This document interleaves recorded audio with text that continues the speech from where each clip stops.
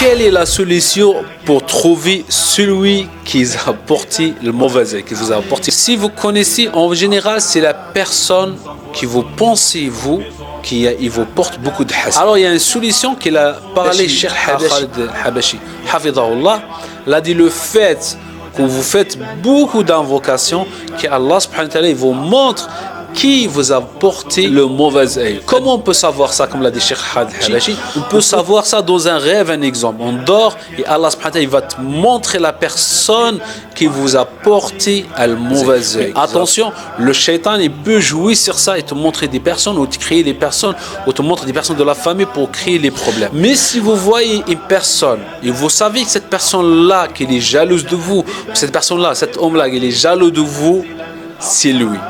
Si un exemple, cette personne-là, elle est ennemie à vous, vous ne pouvez pas, un exemple, le voir et tout ça. Vous ne pouvez pas parler avec lui, un exemple. Parce que quelqu'un qui vous a apporté une mauvaise œil, il suffit qu'il fait les ablutions, il vous donne l'eau des ablutions, vous se lavez avec, vous se guérissez.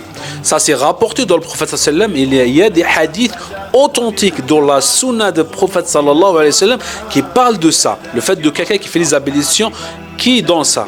Mais dans le cas que la personne, exemple, il va refuser, ou la personne que vous ne connaissez pas, ou la personne comme ça. Si cette personne qui, un exemple, l'a touché quelque chose à vous, ou l'a bu de l'eau dans un verre, ou l'a touché quelque chose, vous pouvez prendre ce verre-là, vous le lavez avec de l'eau normale, vous le rincez, vous prenez cette eau-là, vous rincez avec bi'inillah. Et vous allez guérir avec la permission d'Allah subhanahu wa ta'ala de mauvais œil. Mais si vous connaissez la personne, et cette personne, un exemple, et cette personne-là, il va dire oui, je peux vous faire les ablutions. Il va faire les ablutions, il vous donne l'eau de ces ablutions à lui.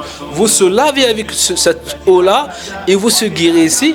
Comme il est rapporté dans la sunna du prophète sallam, l'homme, je veux dire en rapide, Inch'Allah, l'homme qui était en train de laver, il avait une belle peau. Un autre sahabi a dit, oh, ta peau, il est mieux qu'une femme qui ne sort pas de la maison. Et comme ils sont revenus, il est tombé malade, il ne bougeait plus, dans un coma.